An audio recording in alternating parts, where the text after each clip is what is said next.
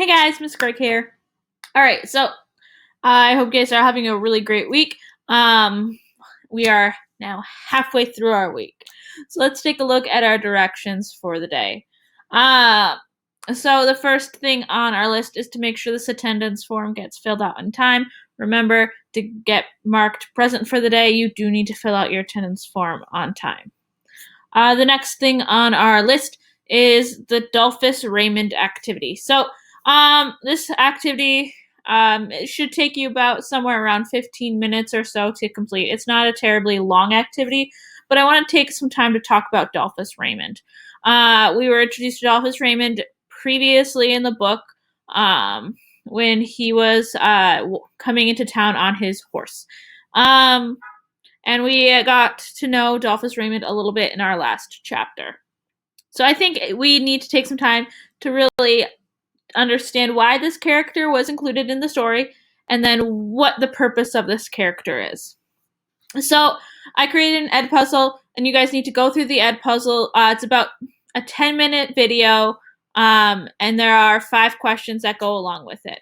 There are some multiple choice questions. Please read the multiple choice questions carefully.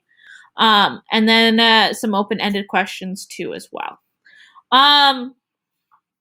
So for this activity, there is a few questions I want to point out just so we aren't caught off guard by the questions, or so we know a little bit about what we should be thinking about when we're watching this video and answering our questions.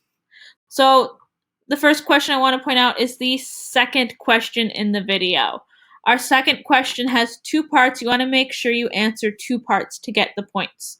The first part says, why does Jem believe that Dolphus Raymond is a drunk who can't stay on his horse?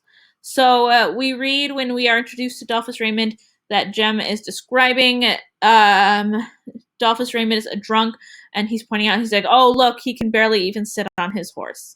When Dill notes later that Dolphus Raymond had no problem staying on his horse.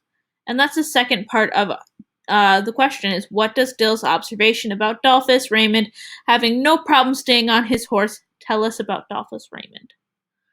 The next question I'm going to point out is the fourth question.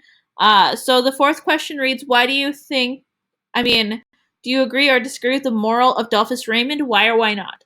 So she did include this, Harper Lee did include this character to be a lesson to us about what we need to do to live the lives we want to live.